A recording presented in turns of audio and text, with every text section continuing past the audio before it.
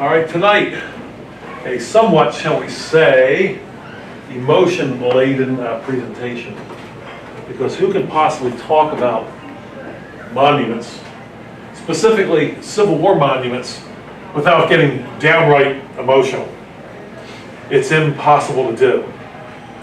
You might as well be talking about your own family half the time. People get that riled up about it. And so that's the actual, that's what we're going to be talking about tonight. So we're going to talk about what the Bible has to say about monuments. Turns out it has an awful lot to say about monuments, and we're not even going to be able to touch all of it. It's something that we could probably take, actually, 4 or 5 sessions on, but we'll just obviously take one. Monuments, blessings, or curses. Now, I went through and fixed all those except for my title page, so I do understand grammar and syntax and whatnot, and as we move forward, you'll be able to see that I did get the S on the end there. How do you feel about this guy? Yes, and that would be Bobby Lee, and of course we pretty much all know. See, this is how you separate the people that know a little bit about the war and the reasons for it, I say, from those that don't. It's not that you know his name, it's that you know his name, right? Those of you that are interested in it, you know that his horse's name was Traveler. And if you don't know that, then I'm going to arbitrarily place you in the noob northern camp, and not knowing enough, as you should, about the war between the states. Now, I want to see if I get the emotion. I don't know if this is a good idea or not. I want to see if I get the emotion out of the way in the beginning. All right, we're gonna deal directly with the north-south thing. There's no way I can stand up here and pretend that we're going to deal with monuments and not deal with the north-south problem, issue that came up again and again. That's the one that's emotional, and we all know that when the emotions, well, put it this way, emotions can get in the way of good, can get in the way of good and proper communication.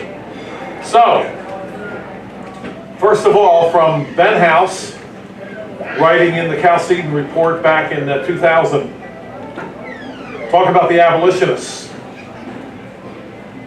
And well, I'll just read what he has to say. The abolitionists, I'll give you a little heads up, he's not real sympathetic towards them. He says, the abolitionists were religious folk too. They were the sons and rebel heirs of the Puritan fathers of the Old and New England. They trimmed the edges of the hardy Puritanism that was theirs to inherit, whittling away at such theology as the Trinity, original sin, the deity of Christ. They adorned themselves with the wolfishly fashionable theological idols of their times: theological liberalism, Unitarianism, Transcendentalism. They cursed the Constitution and the flag when it protected the slaveholding South. But they divinized, they made a god of the state, and assumed that the trampling and pillaging of the Union Army represented God's truth going marching on. And he goes on to say, in parentheses, and to think that some Christians still sing that anthem. My guess is everyone in this room has sung that anthem at one time or another. There'll be an invitation later. Just kidding. The abolitionists, who largely consisted of apostate New England Puritan rebels, held, in typical heretical fashion, to certain biblical doctrines with additional twists.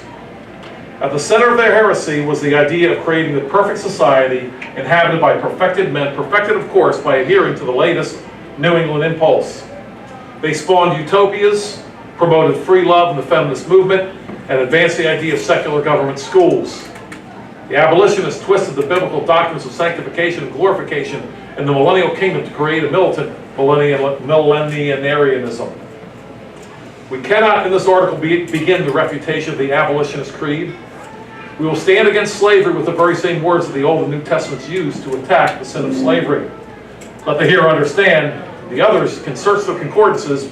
We will state our opposition to the enslavement of the black man but will add to our opposition the enslaving of all Americans via the IRS, drafting men for foreign police actions, and the imposition of government schools.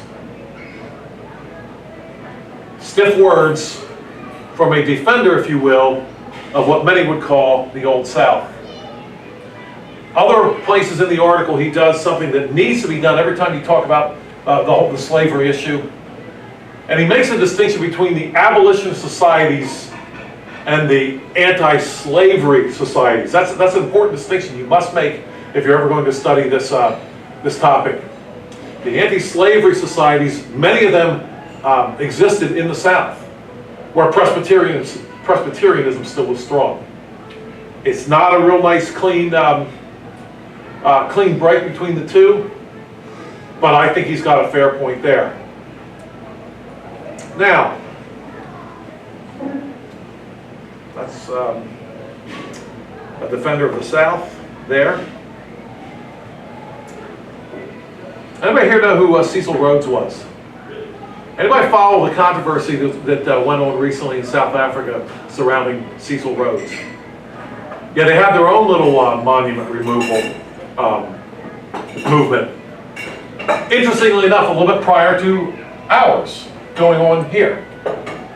Cecil Rhodes, you might not have heard of Cecil Rhodes, but you've heard of Rhodesia, right? Cecil Rhodes had a rocky 2015. He died in 1902 at the age of 48. His last words, according to lore, were, "So little done, so much to do." He did a lot in that relatively brief life.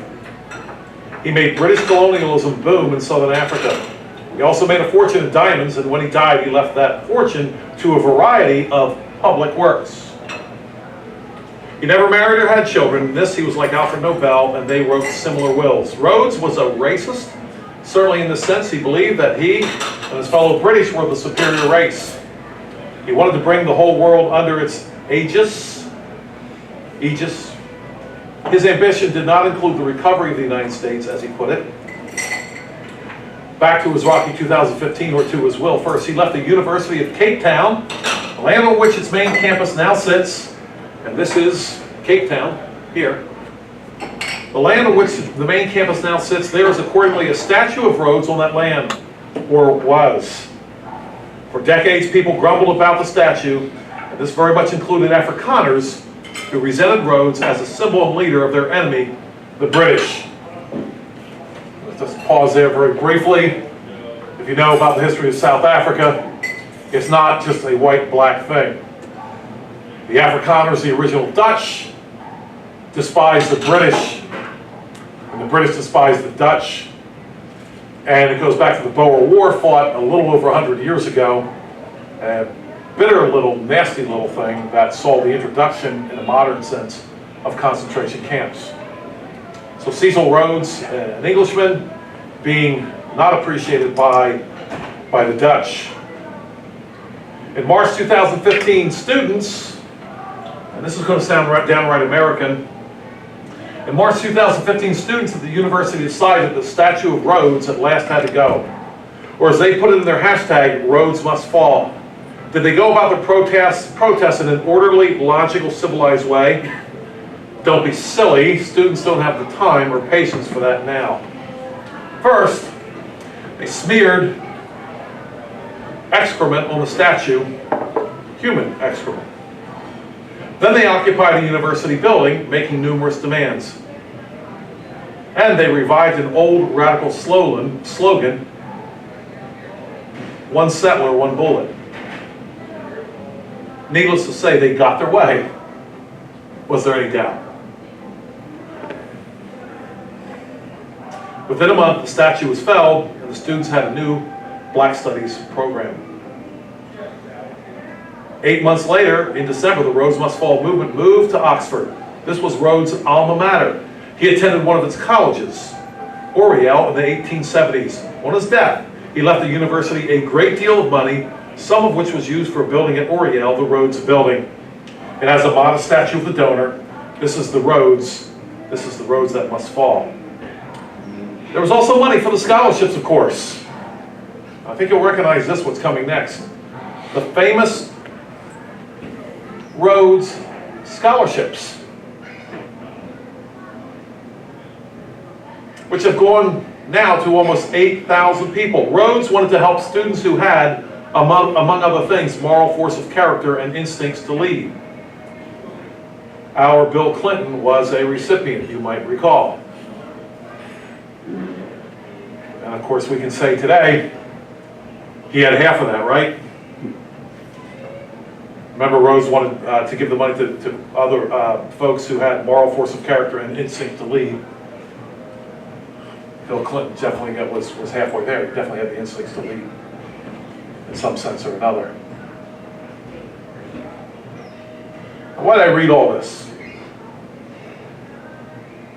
Well, one of the reasons why we have the Mid-Atlantic Reformation Society, one of the reasons why we do what we do, is our motto is think and reform. And yes, we do say without apology that there is a dearth, an epidemic, if you will, of non-thinking. Because we have North America, many Christians thinking that we need to take down these monuments because somebody was a racist or owned slaves. Really?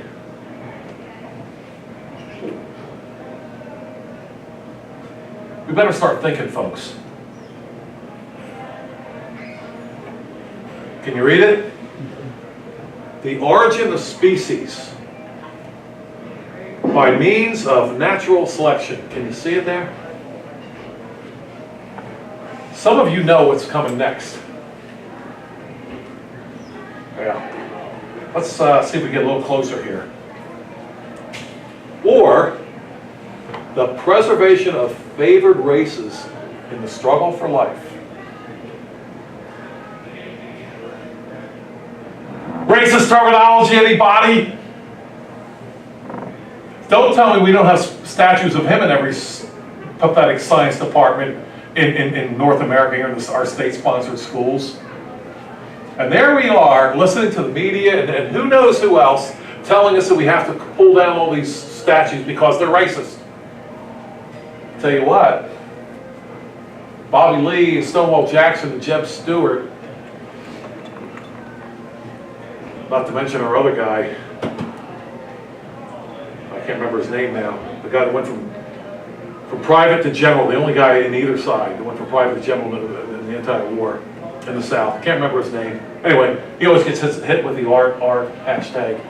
They said some things and perhaps maybe did some things that we can now call racist. I can tell you this with confidence. Their most famous work, whatever it was, had nothing like this in it. Preservation of favored races in the struggle for life, Charles Darwin. So let's, at the very beginning, let's stop with this idea that we have a problem with these guys because they were racist. And oh no, we're not racist, we're better than that. Well, I tell you what, I got some nominations for some books you can burn and from statues you can take down. Anything by this guy, if you're really serious about racism. All right, moving on. For our purposes, that's our emotional outburst for the evening. We're not quite done yet. For our purposes, we will treat a monument as basically a large symbol. Right away, we want to ask 4 questions. Number 1, is it possible to communicate without symbols? We talk about communication all the time. We have to work together. Is it possible to communicate without symbols? And I'm saying that monuments are basically large symbols. Basically. I don't think you can do that exclusively, but basically. Okay. Number 2, is societal life possible without symbols? Have you ever heard of a society anywhere that had no symbology to it? Thirdly, are symbols worthy of protection? That has to do with our main question here. And number 4, what is the definition of a symbol? Now we'll get to these, but I want to take you to this here. Okay? Our first question, is it possible to communicate without symbols? Is what I have up there, is that a symbol? It's actually 3 symbols, right? See, we're used to thinking of words versus symbols. But letters themselves are put together to form words, and letters themselves are symbols, are they not? Now, if I had a picture of the sun up there, there's the sun. No different from what we have here. Both are communicated to you through symbols. Now, we're going to define symbols, a 2- or 3-dimensional form that represents something other than the form itself. Symbols are usually, but not always, visual, and are used to convey other ideas and beliefs that often have nothing to do with the symbol itself. For example, we're going to take you all,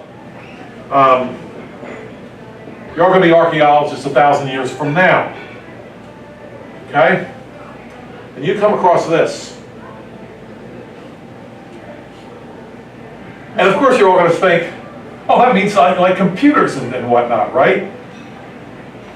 You're not going to have any idea at all. See, we have this apple thing going on here. But this is not about an apple. It's not about fruit or fruit trees. This is the symbol of a giant electronics company, if I can say it that way. It's a symbol. It represents something that's not the symbol itself. Who remembers this guy? I miss him.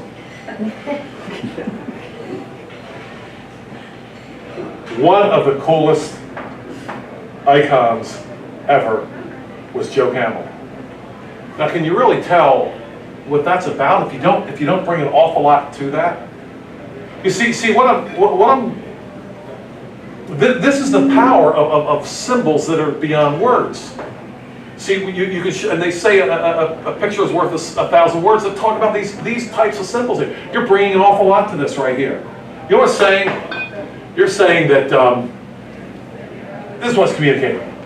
That if you smoke these cigarettes, these Camel cigarettes, you can be as cool as a leather jacket wearing camel, or something like that. I mean, come on, can we talk? It is cool, right?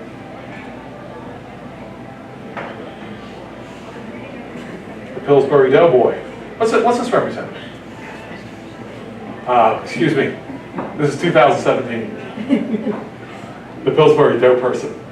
I mean, if anybody's gender neutral, it's got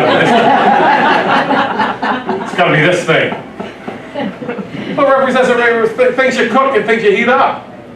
Now, the way I did this originally, I had a larger picture here, and I don't know why it made it small. This next one you're going to have trouble seeing, but you'll be able to figure it out. You probably can, you know this guy here, right? Yeah. There's just no way, as the archaeologist from 1,000 years from now, you're going to look at this and you have no context whatsoever, right? And figure out that this is about preventing forest fires? What's a forest? Yeah, you can't play it by this time. Yeah, with global warming, it'd be nothing but the ocean anyway. There's no way you're going to know that. I missed his head. You'll recognize the Michelin Man. Tires. You guys get tires out of that? It got too small there, but stops it. An 8-sided red octagon represents stop. You know this. If you don't know this, if you're coming from AD, how about this next one? Here's where the emotions are going to come back.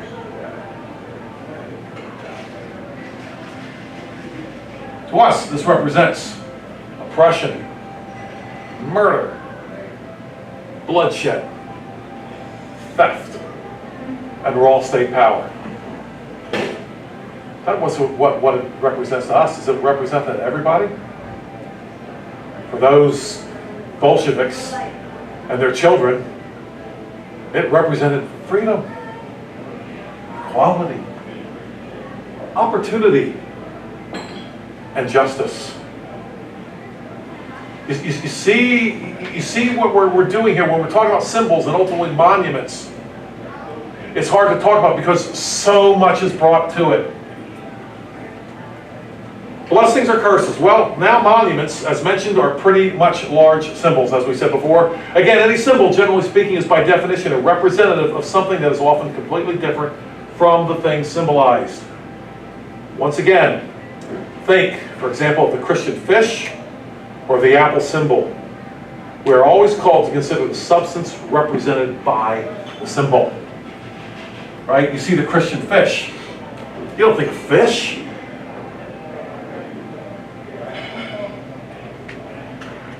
You think of Jesus Christ, God's Son, Savior, or you should. You know that's how that developed, right? The Greek first letters of Jesus Christ, God's Son, Savior, it was an acrostic, or an acronym, if you will, and that was Yoda, Chi, Theos, Weos, Soter. The first letters of all of those spelled ichthus, which was the Greek word for fish. So interestingly enough, when we go back all the way to Christ, it seems like the pagans now have picked up symbology a lot more than we have. But symbology, once again, started not with the pagans. They couldn't think of it. It started with the Christians. Of course, we've managed to abandon it. Now, let's consider some symbols that are strictly Christian in their origin. I say origin because they may no longer be connected with Christianity in general, thanks to our abandonment of them, or the Scriptures in particular. Some may be stated explicitly in Scripture, while others may have arisen through necessity, eventually representing explicit Christian concepts. Now, of course, I'm going to cheat, and I'm going to go to the easiest one, the one you'll recognize first of all here. Question: is this any longer a Christian symbol?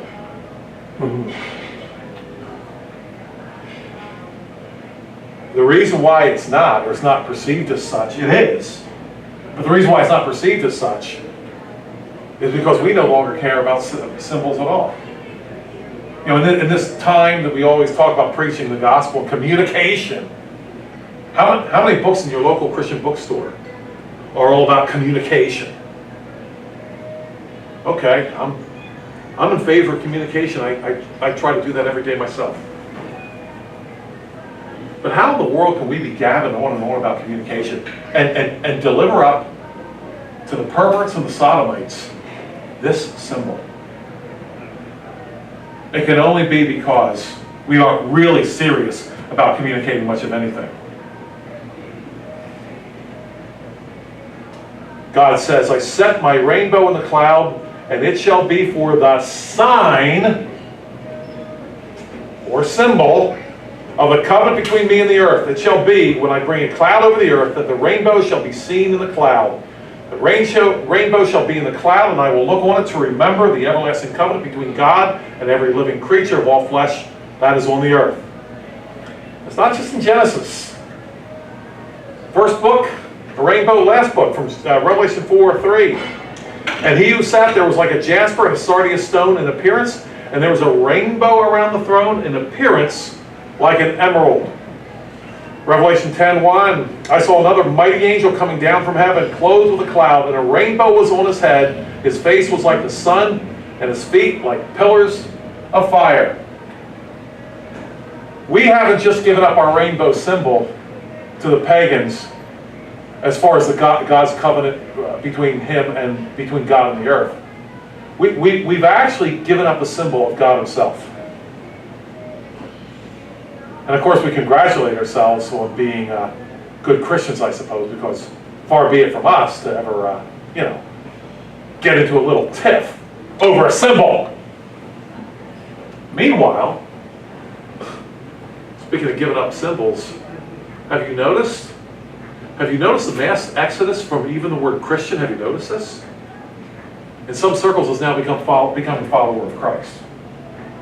Because we can't hang on to that particular terminology, because, some people have misrepresented Christianity. So, I don't want to be a Christian anymore. I'll be a follower of Christ. And of course, here at Mars, we're very sensitive about things, because generally speaking, when you hear a follower of Christ, you know what I hear? Old Testament by the boards. That's what I hear. How about this one? What do you think of when you see this?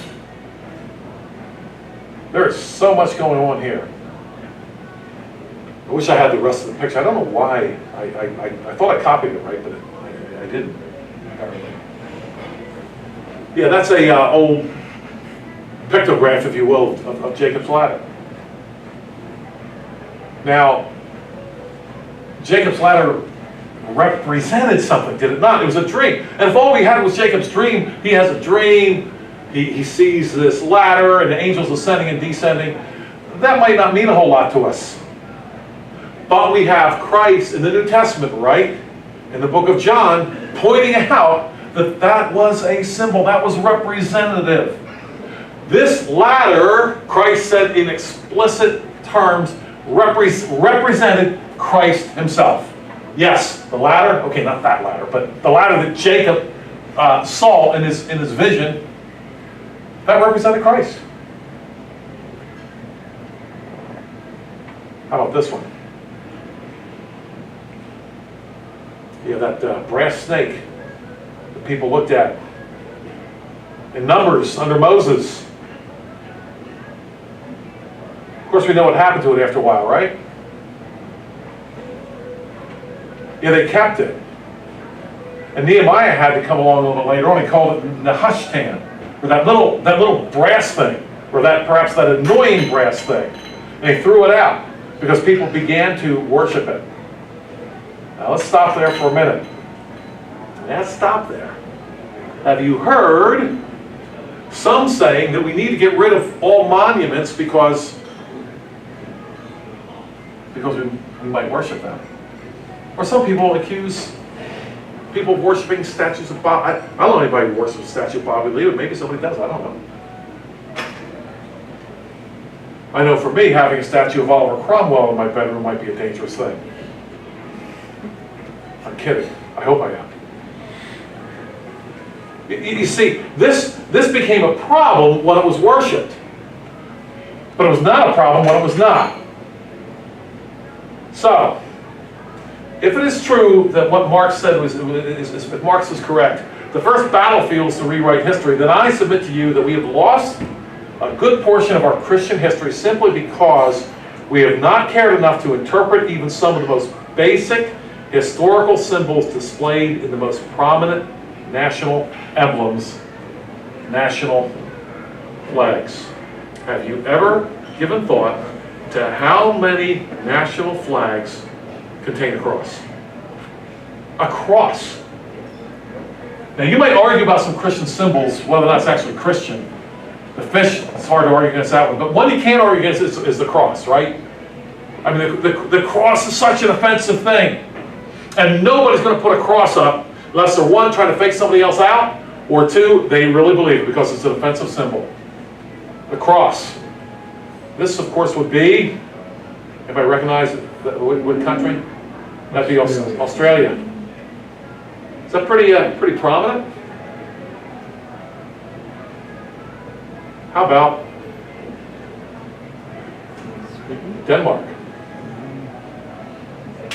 This is easy. It's the Swiss. We see that all the time, right? Also probably pretty easy. Scotland, right? St. Andrew's Cross. Here's one you won't get. Russian naval flag. See, the Russians have a Christian history as well. And we stand around and we get kowtowed and bullied by people who say there's no Christian history anywhere. When all around, especially in the West, the most visible symbol, I mean, come on, let's face it, right, folks? There's nothing more visible as a symbol than the national flag, right? Nothing. And all over these flags are these symbols. But let's move on here. How about this? This is going to be a little bit hard to see. PA State Supreme Court. You can't see here at the bottom. That's hard to see. But across the bottom, see, this is kind of like a pictograph of heaven. It says across the bottom here, this is in the Pennsylvania State Supreme Court. It says across the bottom, "Forever, O Lord, your word, or thy word, is settled in heaven."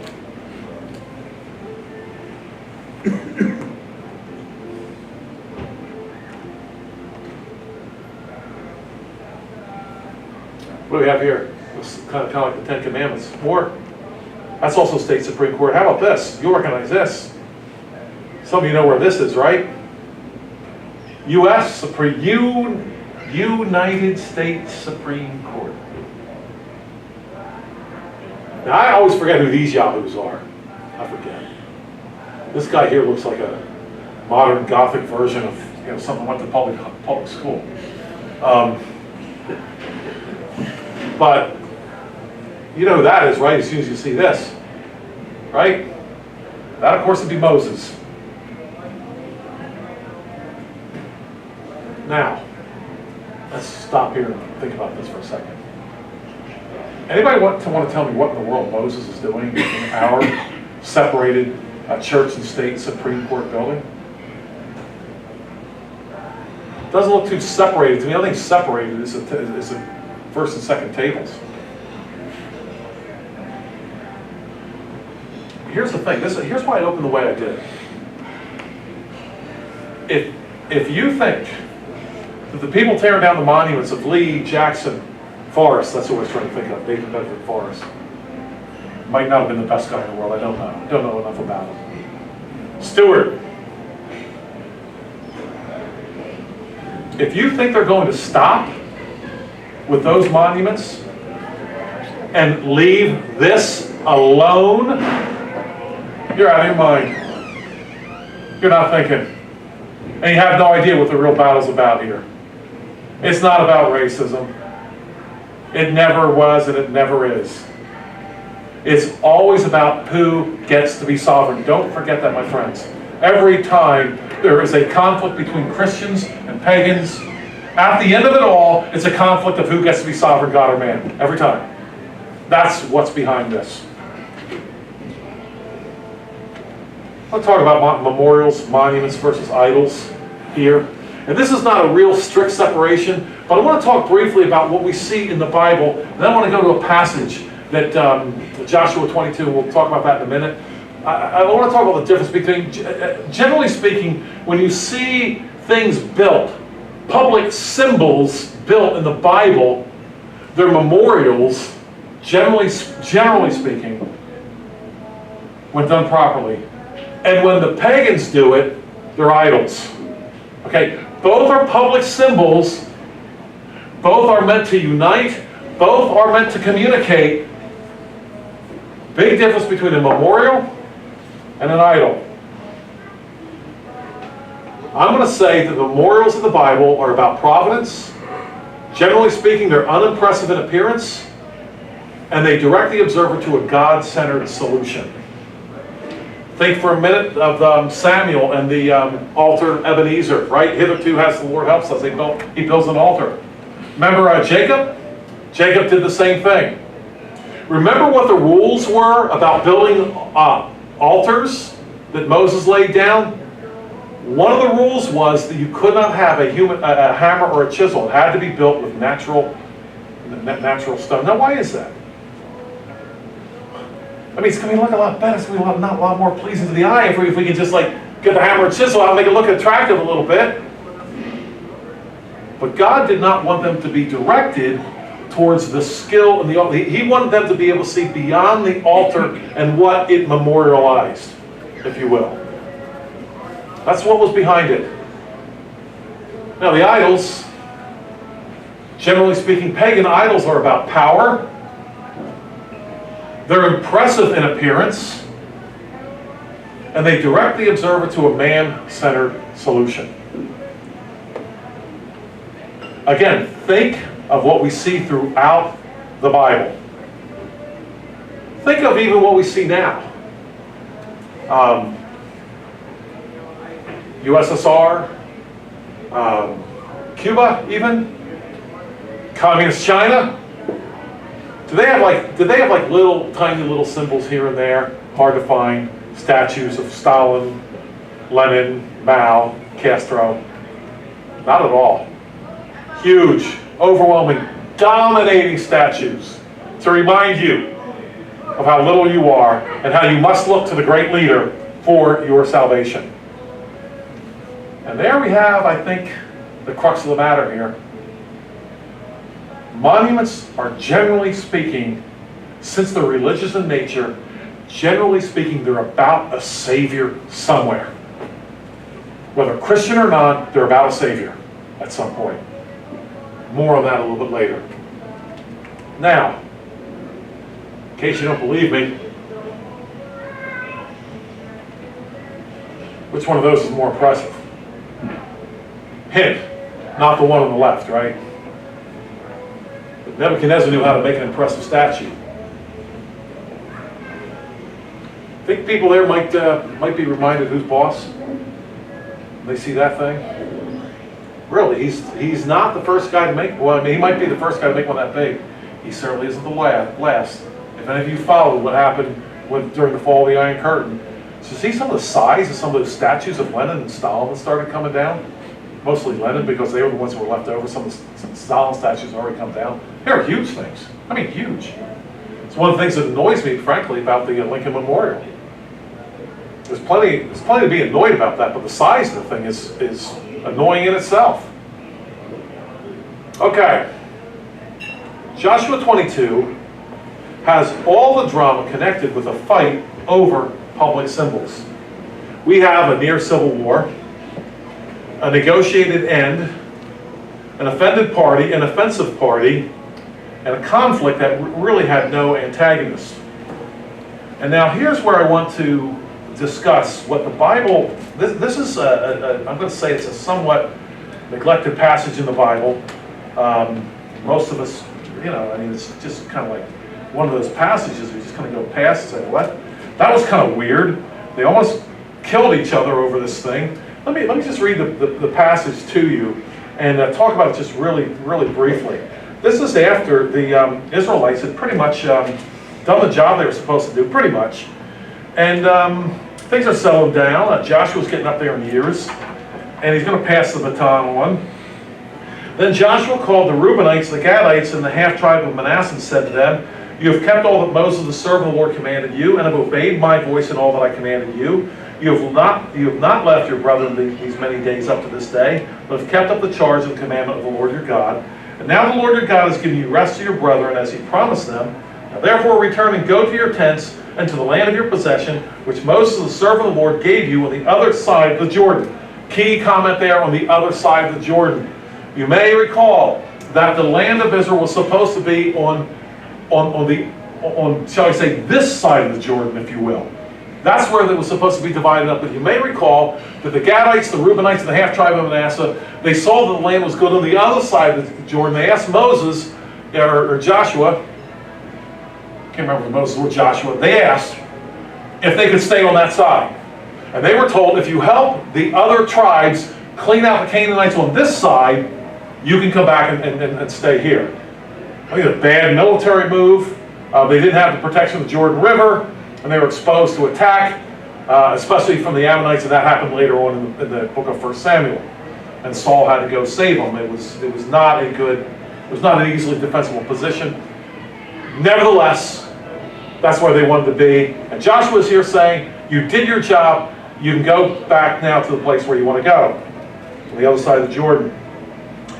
But he says, take careful heed to do the commandment and the law which Moses, the servant of the Lord, commanded you, to love the Lord your God, to walk in his ways, and to keep his commandments, to hold fast to him, and to serve him with all your heart, with all your soul. So Joshua blessed them and sent them away, and they went to their tents. Now to the half-tribe of Manasseh, Moses had given a possession in Bashan, and to the other half of it, Joshua gave a possession among their brethren on this side of the Jordan, westward. And indeed, when Joshua sent them away to their tents, he blessed them and spoke to them, saying, return with much riches, etc. So they go back. Now they're back home, and this is what happens next. And this is just kind of such a bizarre thing, you have to take notice of it. because it seems like everything's good, everything's peaceful. Hey, you guys go there and settle, you guys go there and settle, and I'll, Joshua, I'm done, I'm retiring now, and everything should have been peaceful. But we have a problem. And when they came to the region of the Jordan, which is in the land of Canaan, the children of Reuben, the children of Gad, and the half-tribe of Manasseh, built an altar there by the Jordan, a great, impressive altar. Now the children of Israel heard someone say, behold, the children of Reuben, the children of Gad, and half the tribe of Manasseh, they built an altar on the frontier of the land of Canaan in the region of the Jordan on the children of Israel's side. And when the children of Israel heard of it, the whole congregation of the children of Israel gathered together at Shiloh to go to war against them. Apparently it wasn't enough to clean out the Canaanites. I guess they had bigger fish to fry here. Wait a minute. We're going to go to war over an altar? Apparently. Then the children of Israel sent Phinehas, the son of Eleazar, the priest, to the children of Reuben, to the children of Gad, and the half-tribe of Manasseh, into the land of Gilead. And with them 10 rulers, one ruler from each of the chief house of every tribe of Israel, and each one was the head of the house of his father among the divisions of Israel. Then they came to the children of Reuben, to the children of Gad, and to the half-tribe of Manasseh, to the land of Gilead, and they spoke with them, saying, thus says the whole congregation of the Lord. A little offensive there, right? Thus says the whole congregation of the Lord. Kind of like we're talking for the real congregation of the Lord, the one on that side of Jordan, not you. I want you to see how offensive this was. What treachery is this that you have committed against the God of Israel, and turn away this day from following the Lord, and that you have built for yourselves an altar that you might rebel this day against the Lord? So the iniquity of Peor, that was a problem back in Numbers 25, is it not enough for us, from which we are not cleansed till this day, although there was a plague in the congregation of the Lord, but that you must turn away this day from following the Lord, and it shall be, if you rebel today against the Lord, that tomorrow he will be angry with the whole congregation of Israel? Nevertheless, if the land of your possession is unclean, then cross over to the land of the possession of the Lord, where the Lord's tabernacle stands, and take possession among us. Do not rebel against the Lord, nor rebel against us, by building yourselves an altar besides the altar of the Lord our God. Now you have to know what's happening there is, God had said through Moses, that I'm going to set my altar in Shiloh. And so what's happening here is, before we get too upset with the 10 tribes, they saw that altar as a religious act. They saw the monument as a religious symbol, as all monuments are. And they couldn't stand an alternate religious symbol. And so you can't blame them for how they're feeling about this, because Phinehas goes on to say, did not Achan, the son of Zerah, commit a trespass and the accursed thing, and wrath fell on all the congregation of Israel, and that man did not perish alone in his iniquity.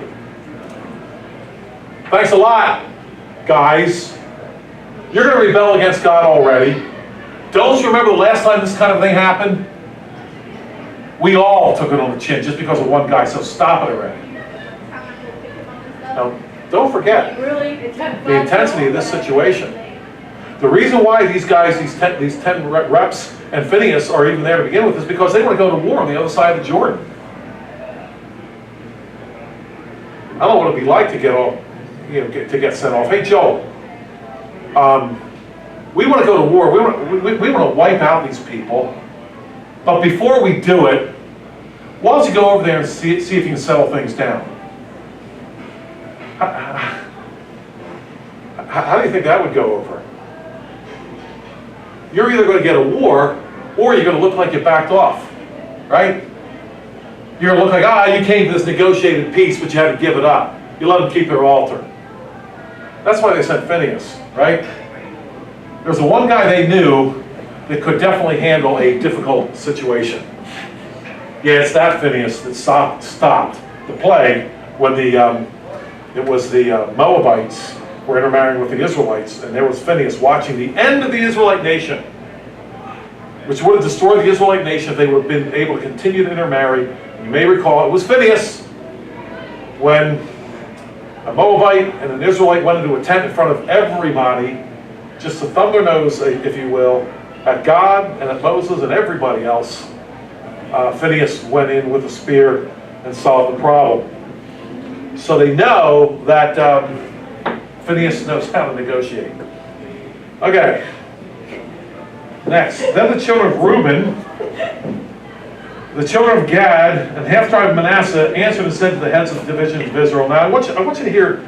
I want you to hear this. This is what I want you to hear, because as we wrap up our presentation tonight, I want you to hear how they went past all the offensive language and right to the heart of the issue, something that we seem to not be able to do today.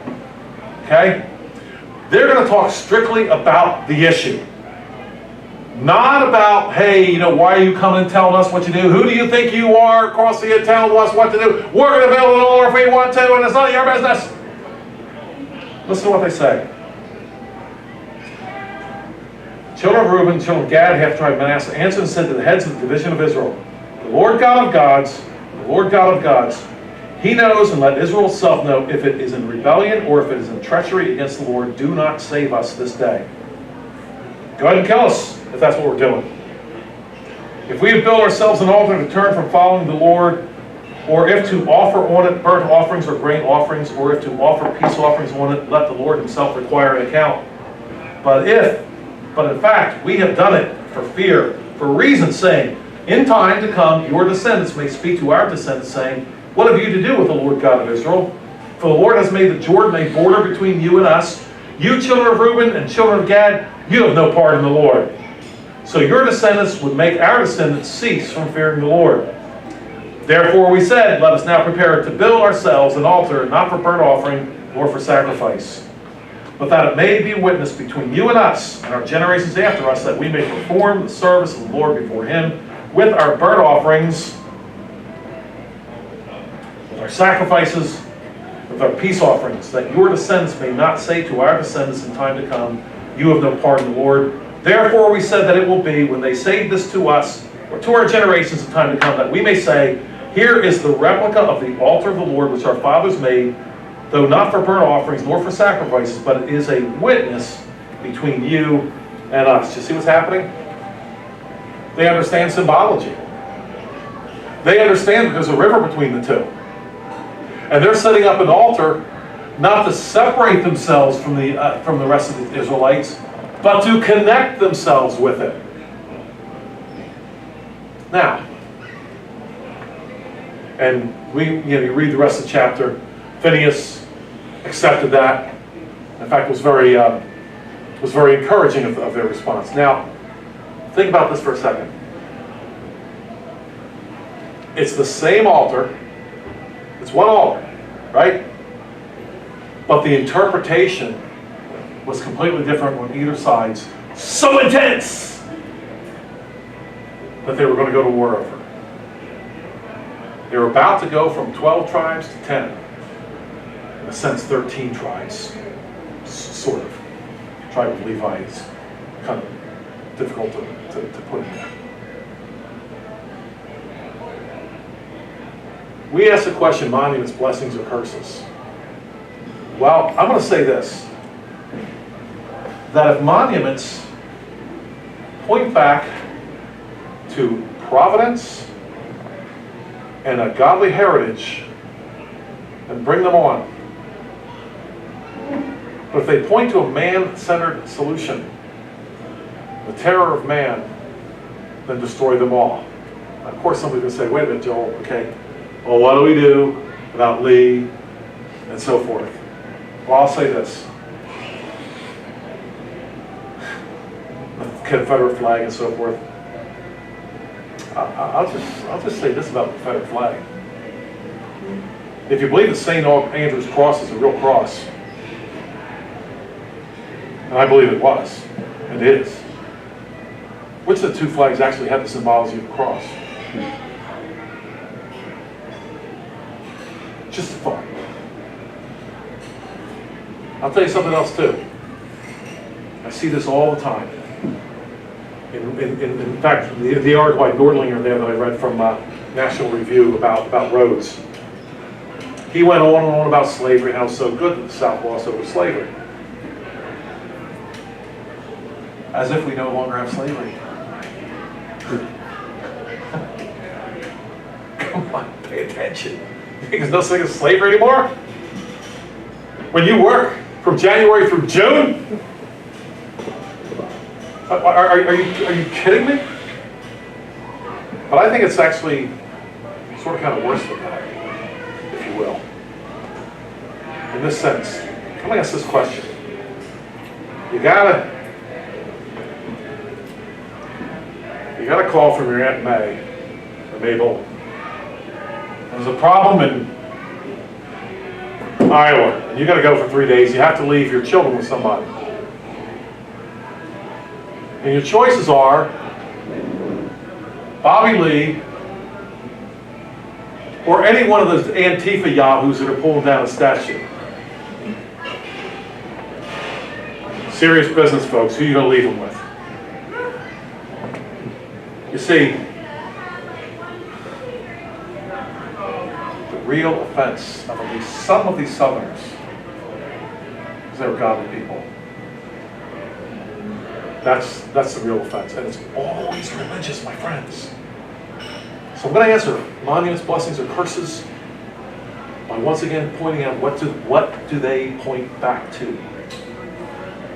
They're always going to be religious at some level. Let me go back to Ben House as we wrap up. He says this: in the meantime, concerning the Confederate flag and other portions of the Confederate heritage, we recommend the following. Fight for the cause of the flag, etc., but not at the expense of the more important principles. Maintaining a godly family, having a doctrinally sound church, educating your children in a Christian day school or homeschool, spreading the gospel, and other aspects of the Christian life are more important than arguing over a flag waving over some small portion of Dixieland. Here's what I want to say about the Southerners who want to preserve the statues. Why are you really fighting this battle?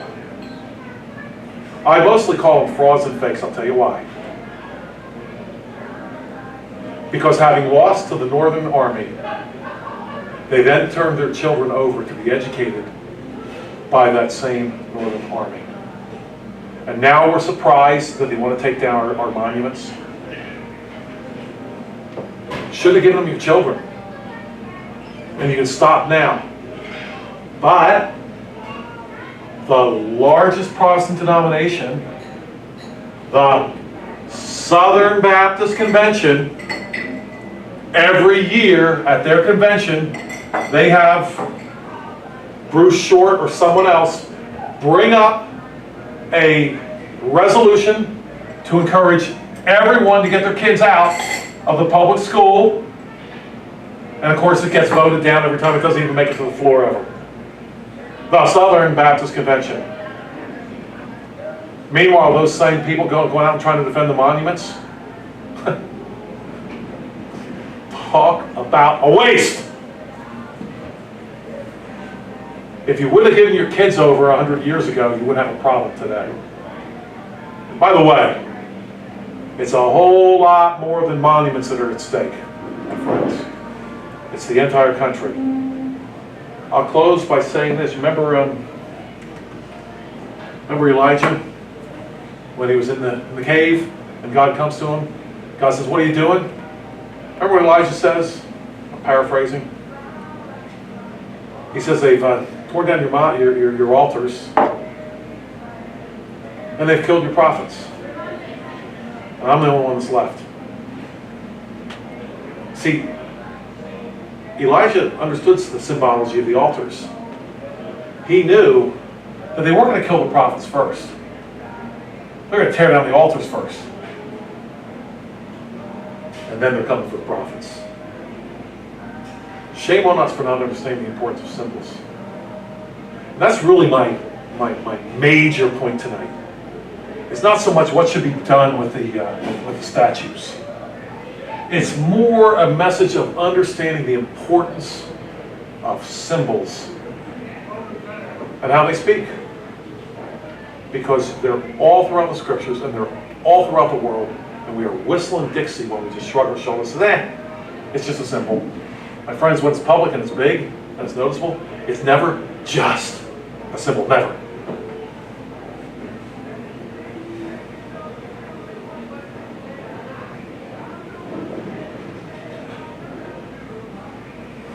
Who has a question? Yeah, Luke. What are your thoughts on the Statue of Liberty and Mount Rushmore?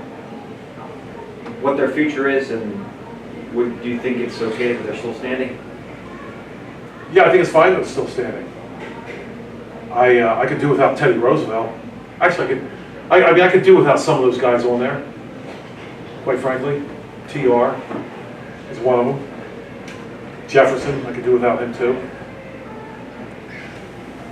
But it's not a symbol of worship, if you will. It's a symbol of history. These guys were our presidents. To me now, it's more a symbol of artistic capability than it is anything else. That's to me what's impressive about it, at least. Someone else is going to bring something else to it. But the time will come. It will come when those Mount Rushmore will be defaced. It will happen. By the way, next on the list is definitely Columbus. Did you see that some of our colleges, not surprising, are considering renaming some of their halls that are named after guys like Jefferson and Washington and so forth? Time to rename them. The other thing you asked about was the Statue of Liberty. I don't think that has too much of a future either. It'll be a racist symbol. And see, that's the thing that I react against the most, is the hypocrisy of the people who use the R word. But again, when was the United States of America such a country when it really did welcome immigrants? And what will happen is it'll be seen as a monument to imperialism.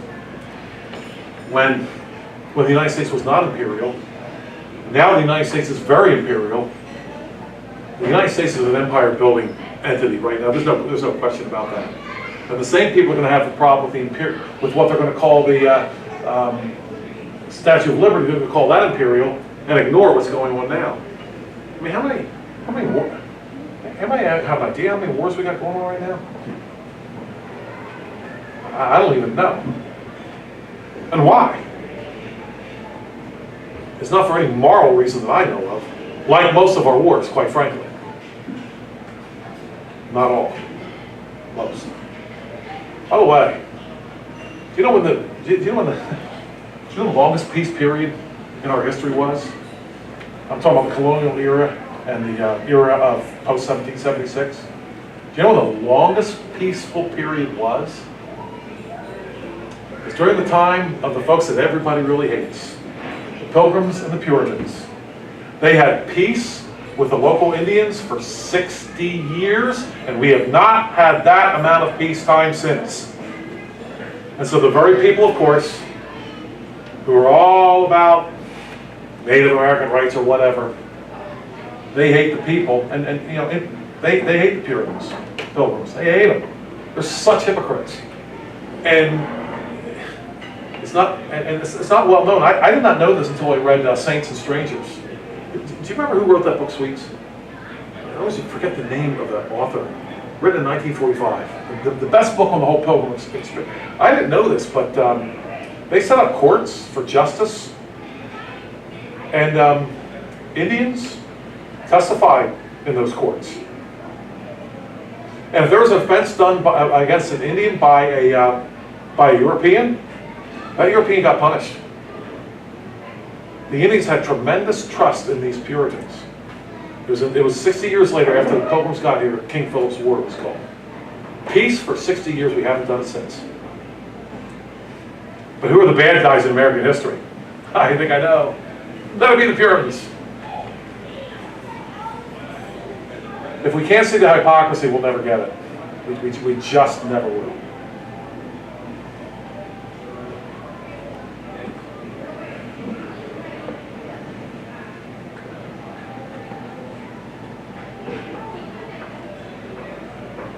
All right. think I went a little long tonight. Almost an hour. Who else has a question? This is when you're always sorry because it went a little longer. This is when you get the tough, ugly question. Oh, wow. But you said. That's why we do this.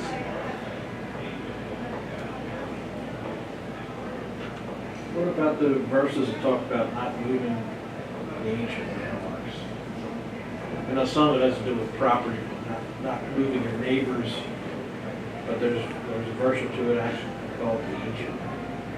Is that strictly for trying to steal someone's property by moving their? I've always seen that as a strict property delineation there. I've always seen that. Landmark, a mark that marks the land, if you will. I've never really seen it as more than that. Someone else might have some insight on that. I've never seen it as any more than that. Again, the Israelites were, they weren't big on public symbols too much. Again, the public symbols that they had, I mean, they had the tabernacle, but even that was not a hugely impressive thing. Solomon's temple certainly was. But that was a little bit different animal in that they were tied to Jerusalem. Under the Old Testament economy, if you will, you traveled to Jerusalem, you made a pilgrimage to Jerusalem. And so you had this edifice. But for the most part, they didn't do this. And you know, it's interesting that later on, we mentioned this problem between the 3 tribes on the other side of the Jordan. Later on, you might remember Jeroboam figured it out. Remember, Jeroboam was promised an enduring house like David. But you might remember what he did. The first thing he did was he set up 2 golden calves because he saw the religious nature of monuments. And he said, you know what? I can't have the people up in my 10 tribes, my area, going down to Jerusalem to worship. I'm going to lose them. I won't get to be the big guy anymore. If he would have had the view of serving his people rather than dominating them, he could have saved himself a lot of trouble. But he saw the nature, so he set up the golden calves, not because he's particularly concerned about golden calves.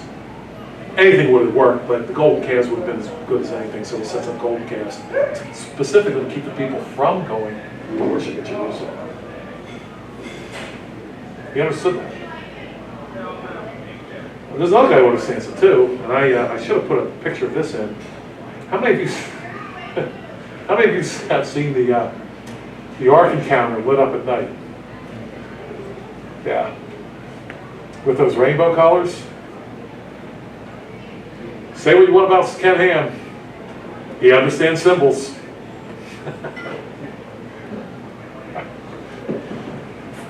I'm glad somebody does around here.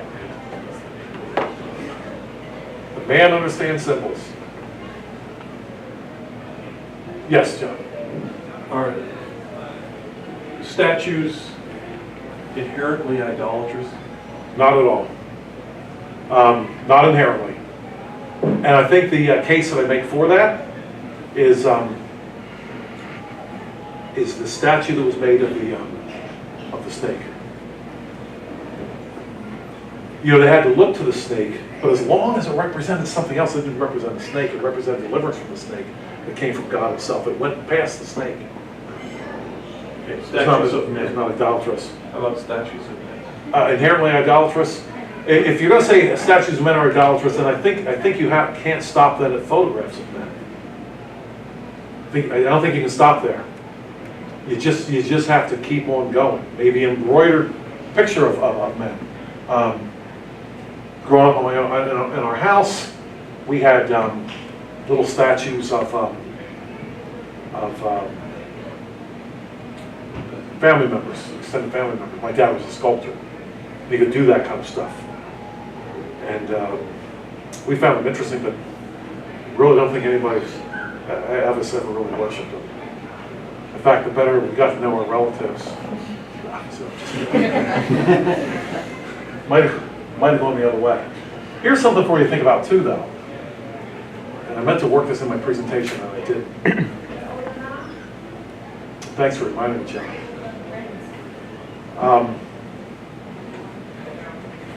One thing that concerns me, and I will tell you my all-time favorite statue is definitely Oliver Cromwell, outside the British Parliament building, Bible in one hand, and he doesn't have a sword in the other, but he has a hand on a sword.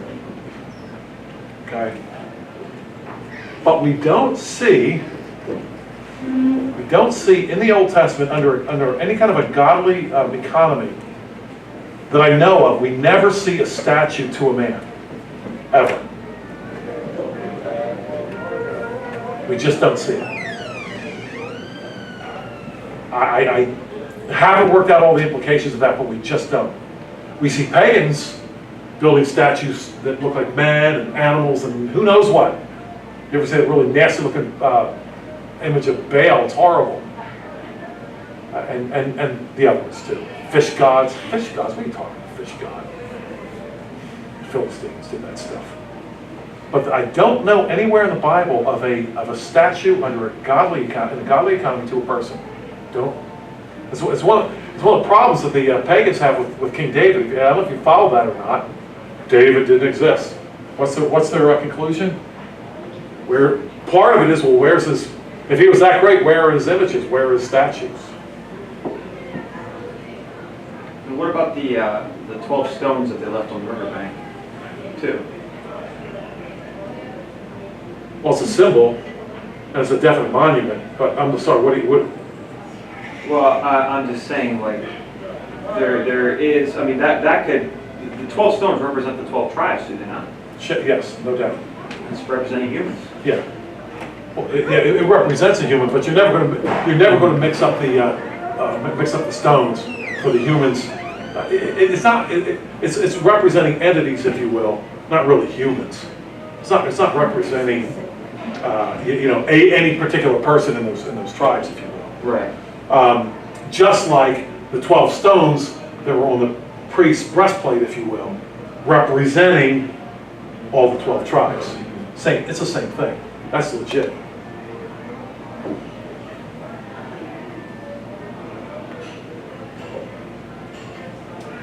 All right. Well, hey, I thank you very much for your kind attention here for this challenging project. It could have been worse, right?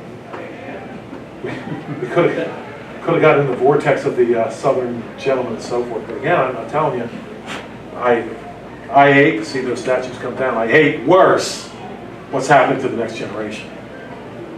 Far worse.